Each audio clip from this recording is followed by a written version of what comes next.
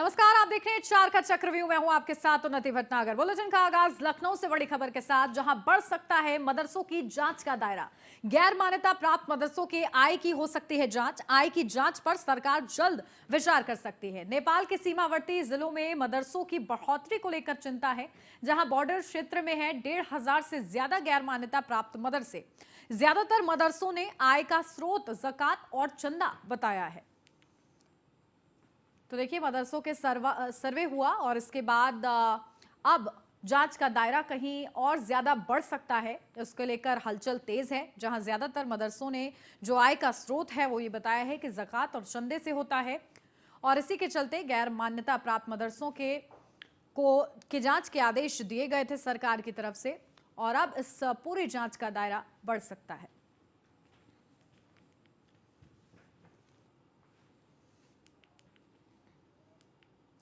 लखनऊ से अगली खबर, जहां नगर निगम में ट्रांसफर पोस्टिंग का मामला, जहां खबर चलने के बाद प्रशासनिक अमला जागा है। कई सालों से एक ही जगह बने अधिकारियों पर कार्रवाई शुरू। लापरवाह अधिकारियों की सूची पर संज्ञान लिया। मुख्यालय में जुगाड़ लगाकर सालों से एक ही जगह बने हैं अधिकारी। प्रशासन ने सभी नामों का संज्ञान लिया है। ट्रांसफर होने के बाद भी नहीं हो रही थी रवानगी, जहां मलाईदार कुर्सी को बचाने के लिए जुगाड़ लगाकर एक ही जगह बने हुए हैं। 22 साल से प्रवीण वर्मा, 15 साल से आशीष वाजपेयी नहीं छोड़ रहे कुर्सी, जहां टैक्स डिपार्टमेंट के अधिकारी बिन्नो रिजवी 27 साल से अपने पद पर बने हुए हैं। अभियंता अधिकारी किशोरी लाल 20 साल से मलाईदार पोस्ट पर जमे हुए हैं। तो वहीं नगर निगम में कई अधिकारी ट्रांसफर के बावजूद नहीं छोड़ रहे हैं अपनी कुर्सी। तो देखिए किस तरीके से अपनी मनचाही पोस्ट पर बने हुए हैं, जबकि ट्रांसफर हो गया है, और लगातार ये अधिकारी अपने कंफर्ट जोन से निकलने को तैयार नहीं हैं। और उनके तमाम जो नाम है वो आपको लगातार बता रहे हैं कि किस तरीके से ट्रांसफर होने के बावजूद भी ये अपनी मलाईदार पोस्ट पर ही काबिज हैं।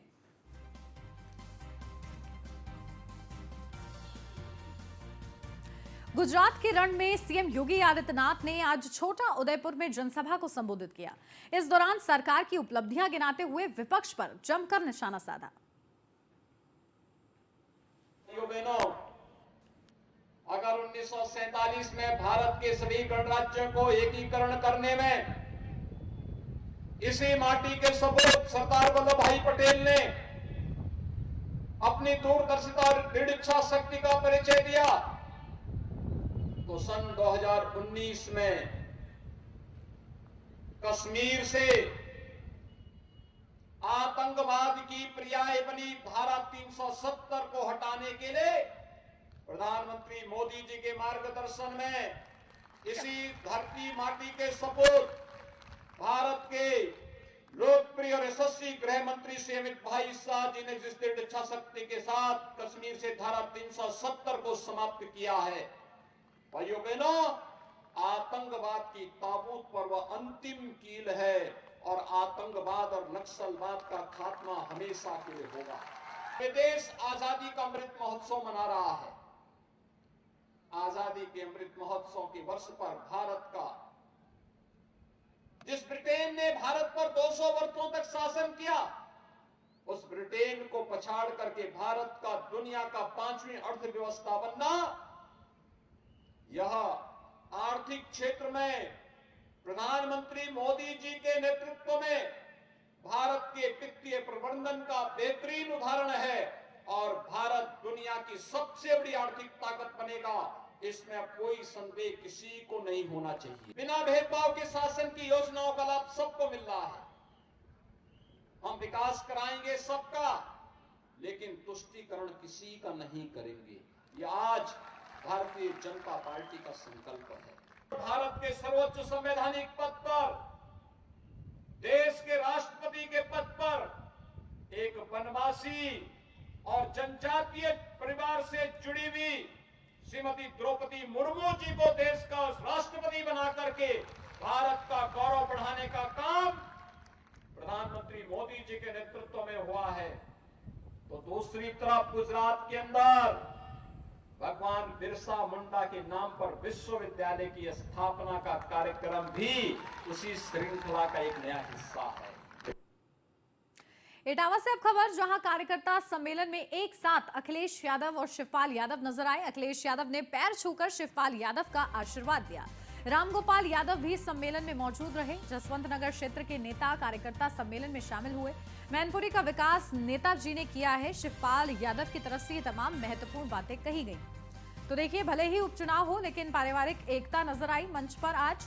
और मैनपुरी की सीट क्योंकि नेताजी के निधन के बाद खाली हुई है, तो पूरा परिवार एक साथ है और मैदान में है। और वहीं मुलायम सिंह यादव की पुत्रवधू यानी कि डिंपल यादव मैदान में है, यानी कि चुनाव लड़ रही हैं मैनपुरी सीट से। और इसके लिए प्रचार प्रसार कर रहे हैं शिवपाल यादव और अखिलेश यादव। और आज जसवंत नगर की ये तस्वीरें भी आपको दिखा रहे हैं, जहां देखिए मंच पर किस तरीके से अखिलेश यादव ने शिवपाल यादव के पैर भी छुए। और जैसा कि उन्होंने ट्वीट में जिक्र भी किया था कि बड़ों का आशीर्वाद है, चुनाव हम जरूर जीतेंगे। और उसी बड़े होने के नाते उन्होंने कहीं ना कहीं एक उन्हें आदर भी दिया है। और मंच पर ये तस्वीरें नजर आई। नेताजी नहीं है, इसलिए ये चुनाव और अधिक महत्वपूर्ण हो गया है। चाहे मैनपुरी लोकसभा हो, चाहे इटावा लोकसभा हो, और चाहे जसवंत नगर क्षेत्र, यहाँ के सरकार ने यहाँ से जगह जगह में चाहे गली हो, चाहे गांव हो, यहाँ का विकास नेताजी ने किया है।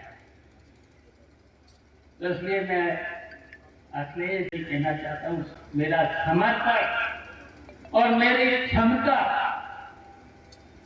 मैंने यूं ही नहीं नेताजी के साथ, मैं बहुत छोटे से नेताजी से जुड़ा हूँ, 9-10 साल का जब से था।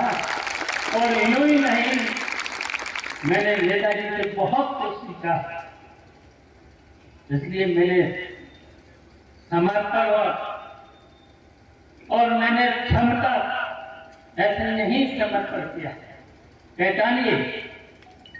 और मैं आज यहाँ पर आपको भी आश्वस्त करना चाहता हूँ, मैंने नेताजी को कभी निराश नहीं किया। नेताजी नहीं है, इसलिए ये चुनाव और अधिक महत्वपूर्ण हो गया है। चाहे मैनपुरी लोकसभा हो, चाहे इटावा लोकसभा हो, और चाहे जसवंत नगर क्षेत्र, यहाँ के सरकार ने यहाँ से जगह जगह में चाहे गली हो, चाहे गांव हो, यहाँ का विकास नेताजी ने किया है।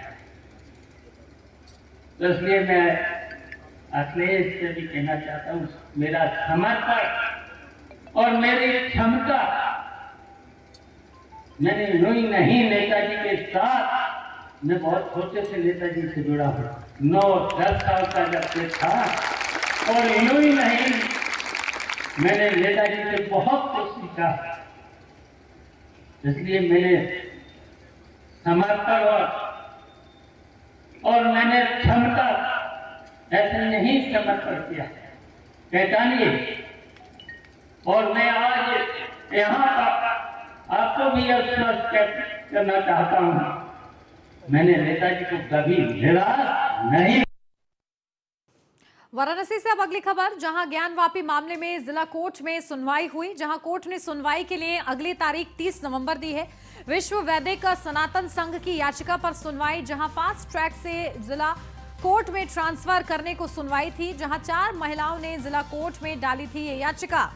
तो देखिए, विश्व वैदिक सनातन संघ की याचिका पर सुनवाई, ये बड़ी जानकारी, जहां फास्ट ट्रैक से जिला कोर्ट में ट्रांसफर करने को लेकर सुनवाई थी, जहां 4 महिलाओं की तरफ से जिला कोर्ट में याचिका डाली गई थी।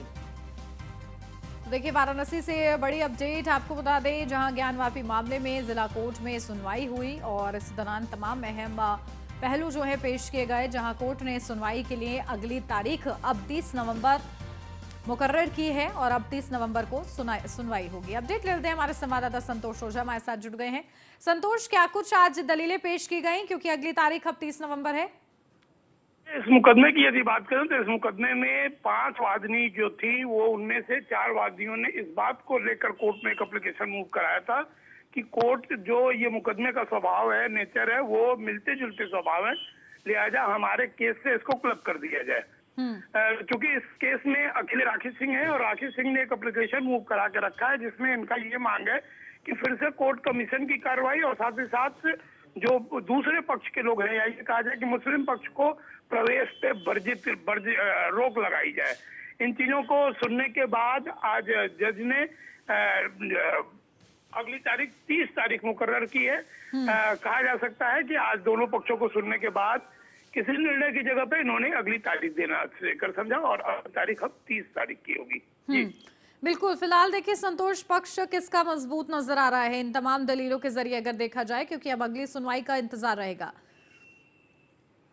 देखिए, निश्चित तौर पे ये कहा जा सकता है कि जो पक्ष के बात हो रही है कि पक्ष किनकी मजबूत है, समझा जा सकता है कि ये पूरी तरीके से गेंद पाला जो है, पाला कोर्ट के पाले में गेंद है। वजह ये है कि जो 4 वादनियां हैं राखी सिंह के अतिरिक्त, इन 4 वादनियों का ये कहना है कि हमारा जो केस का नेचर है, ये जो केस चल रहा है, ये सेम पैटर्न पे है, लिहाजा इसी से इसको क्लब किया जाए।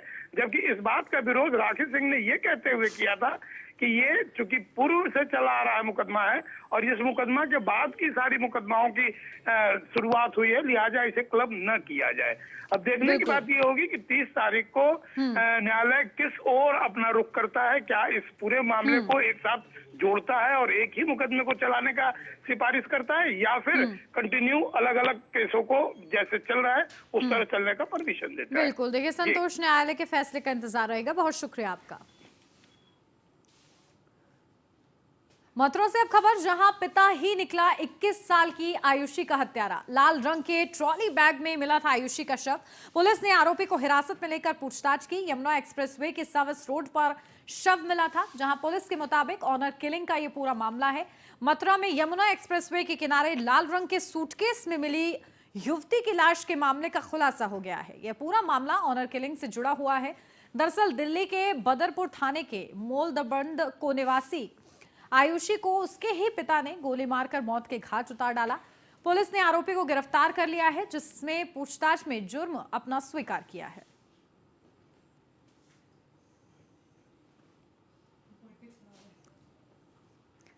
तो देखिए किस तरीके से मथुरा में लाश फेंकी है, ये बेहद ही गंभीर ये पूरा मामला है। देखिए जहां रिश्तों को शर्मसार कर देने वाला ये पूरा मामला, एक पिता जो अपनी बेटी को एक नई दुनिया, कहीं ना कहीं माना जाता है कि पिता एक नई दुनिया दिखाता है, उससे परिचित कराता है, लेकिन उसके विपरीत ये खबर है जहां एक पिता ही अपनी बेटी का कातिल निकला। और ऑनर किलिंग का ये पूरा मामला, हालांकि जो आरोपी पिता है वो इस वक्त हिरासत में है और उसने अपने बेटी को मौत के घाट उतारा, ये बात उसने स्वीकार ली है। अब आगे किस तरीके से कार्रवाई होती है ये देखना होगा।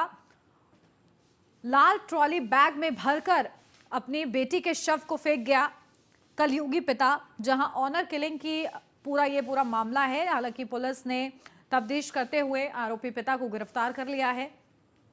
इस पूरे मामले में आगे कार्रवाई जारी है, जहां कबूलनामा भी सामने आ गया है पिता की तरफ से। अब आगे क्या सजा आरोपी पिता को दी जाती है ये देखना होगा।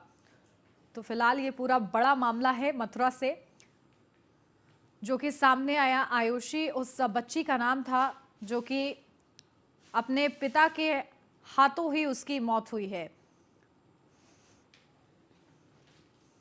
मेरठ से अब खबर, जहां 12वीं की छात्रा से दबंग कर रहे छेड़छाड़, शिकायत करने पर एसिड अटैक की दे रहे धमकी। मवाना पुलिस पर कार्रवाई नहीं करने का आरोप है। शिकायत करने पहुंची छात्रा को थाने से भगाया गया, जहां पीड़ित छात्रा ने एसएसपी से न्याय की गुहार लगाई। तो वहीं थाना मवाना के कस्बे का यह पूरा मामला बताया जा रहा है।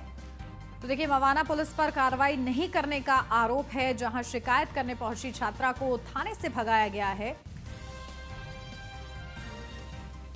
जहां छेड़छाड़ का पूरा मामला, जहां 12वीं की छात्रा है ये और दबंग इसके साथ छेड़छाड़ करते हैं। शिकायत करने पर ये धमकी देते हैं कि एसिड अटैक कर दिया जाएगा। मवाना पुलिस पर कार्रवाई नहीं करने का आरोप भी लग रहा है, यानी कि कहीं ना कहीं पुलिस भी इस पूरे मामले में हीला हवाली कर रही है। इस बात का आरोप परिजनों की तरफ से लगाया जा रहा है। तो वहीं शिकायत करने पहुंची छात्रा को थाने से भगा दिया गया।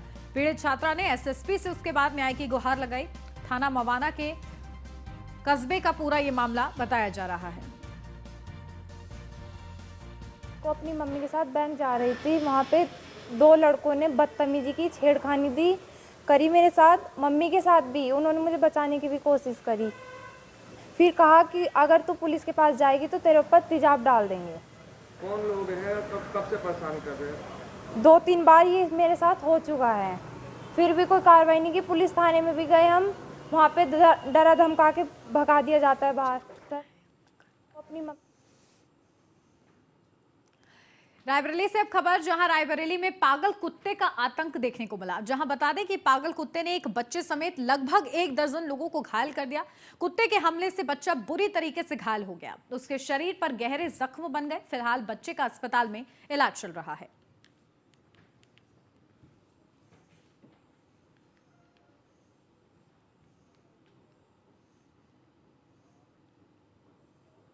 वहीं मेरठ में किसान यूनियन के नेताओं और कार्यकर्ताओं ने एसएसपी कार्यालय का घेराव किया। किसान यूनियन के नेताओं और कार्यकर्ताओं ने मवाना थाने में तैनात दारोगा भीम प्रकाश और महेंद्र सिंह पर महिलाओं से अभद्रता करने का आरोप लगाया। किसान यूनियन के नेताओं ने कहा कि शिकायत करने पहुंचे पीड़ितों को थाने से भगाया जाता है। ऐसे में पीड़ितों को न्याय के लिए थाने के चक्कर लगाने पड़ते हैं। थाना मवाना कोतवाली का मामला है जी। वहाँ थाना प्रभारी की तानाशाही चल रही है। 2 दरोगा हैं जो बहुत बदतमीज है, हिंदी में बिल्कुल देसी में पूरे बदतमीज। कोई महिला वहाँ जाए उसके साथ अभद्र व्यवहार करते हैं और शिकायतें लेके जाती हैं। ये 1 महीना हो गया है, चक्कर काट रही है महिला। सदफ ससुराल पक्ष से पीड़ित है और अभी तक उन्होंने शिकायत भी नहीं हाथ में पकड़ी, थाने से और भगा दिया। क्या नाम है उन दरोगाओं का? एक भीम प्रकाश है, एक महेंद्र सिंह है। क्या कहते हैं जब ये पीड़ित? ये कहते हैं वो पीड़ित महिला जहाँ उसकी ससुराल है, कहते हैं वहाँ जाके वहीं एफआईआर दर्ज करो। वहाँ का क्या मतलब है? इसी महिला के साथ अभद्रता करते हैं या सभी महिलाओं? सभी के साथ करते हैं, एक नहीं है, बहुत महिलाओं के साथ शिकायत है। थाना अपडेट लेते हैं, हमारे संवाददाता अतुल शर्मा हमारे साथ जुड़ गए हैं। अतुल, क्या जानकारी मिल रही है, किस तरीके से पूरा हंगामा हुआ है, घेराव किया गया है बताया जा रहा है, क्या कुछ अपडेट? ये मवाना क्षेत्र का मामला है जहाँ पे भारतीय किसान यूनियन के जो कार्यकर्ता हैं उनका कहना है कि जो थाना इंस्पेक्टर है वो किसी भी तरह के हर मामले को लेकर के हर व्यक्ति से बदतमीजी करते हैं, अभद्रता करते हैं। उसको लेकर के परेशान होकर के एसएसपी कार्यालय पहुंचकर न्याय की गुहार लगाई है। साफ तौर पर उनका कहना है कि किसी भी मामले को लेकर के अगर थाने में पहुंचते हैं तो दरोगाओं की बात की जाए या फिर इंस्पेक्टरों की बात की जाए, लगातार लोगों से परेशान किया जाता है और उसके बाद जो मेरठ पुलिस है वो कोई सुनने के लिए तैयार नहीं होती। इसी को लेकर के थाना जो भारतीय किसान यूनियन के लोग हैं उन्होंने एसएसपी का घेराव किया है। बिल्कुल, और देखिए लगातार जिस तरीके से आरोप लग रहे हैं, कुछ संज्ञान लिया जा रहा है इस पूरे मामले का? देखिए, मामले को देखते हुए एसएसपी ने साफ तौर पर निर्देश किया है कि जो भी थाना प्रभारी है या फिर थाने में जो एसआई है वो जिस तरह से इस तरह से जो बर्ताव कर रहे हैं उन पर सख्ती से कार्रवाई की जाएगी। वहीं मौके पर पहुंचे सीओ कोतवाली को उस मामले की जांच दी गई है। साफ तौर पर कहा गया है कि जो भी इसमें दोषी पाया जाता है, चाहे वो थाना प्रभारी हो या फिर एसआई हो या फिर कांस्टेबल हो, थाने में जिस तरह से लोग पहुंचते हैं अपनी फरियाद लेकर, उन पर कोई सुनवाई नहीं की जाती है। उसी को लेकर के लोग परेशान रहते हैं, लगातार एसएसपी दफ्तर के चक्कर लगाते रहते हैं। जिसके बाद आज भारतीय किसान यूनियन के कार्यकर्ताओं ने और नेताओं ने वहां पहुंच करके एसएसपी कार्यालय का घेराव किया है। साफ तौर पर देखा जाए तो एसएसपी ने निर्देश दिया है कि तुरंत की तुरंत इनकी जो समस्या है, जो क्षेत्र की समस्या है, उनको संज्ञान में लेते हुए तुरंत कार्रवाई की जाए। बिल्कुल, चलिए बहुत शुक्रिया अतुल आपका तमाम जानकारी के लिए। और अब खबर मेरठ से है, जहां पूर्व पार्षद के घर में चोरी की बड़ी वारदात को अंजाम दिया गया। करोड़ों की नकदी और जेवरात को घर से चुराया गया। बता दें, दिल्ली में बेटे की सगाई में गया हुआ था पूरा परिवार। वापस लौटने पर पता चला कि चोरों ने उनके घर पर हाथ साफ कर लिया है। मौके पर भारी संख्या में पुलिस बल तैनात रही। घटना की आगे की जांच जारी है। हाँ जी, ठीक, मैं चलूँगा, खुद चलूँगा। गाड़ी आ रही है, गाड़ी आ रही है, मैं चलता हूँ। यहीं पे है, देख लेना। रिवॉल्वर भी है कि सर? रिवॉल्वर भी है। छोड़, ये तो बीच से जो अभी एक आदमी से लगा लेगी। मैं आ रही, मैं थोड़ा सा बिजी हूँ, कोई घटना स्थल पे हूँ, ठीक है? तो भैया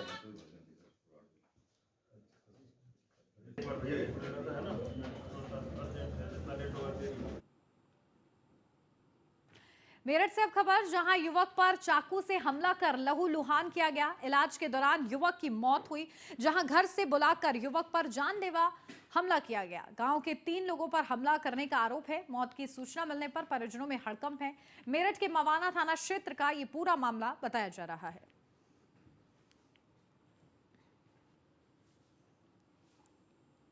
और अब खबर सोनभद्र से है, जहां रफ्तार का कहर देखने को मिला। बता दें, तेज रफ्तार अनियंत्रित कार ने बाइक में टक्कर मार दी।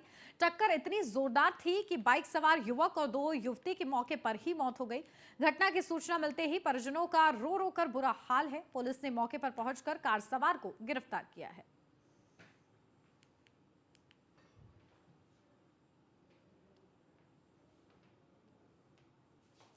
सोनभद्र के पन्नूगंज थाना क्षेत्र में दंपत्ति के आपसी विवाद ने खौफनाक रूप ले लिया है। आपसी विवाद के बाद दंपत्ति ने खौफनाक कदम उठा लिया है।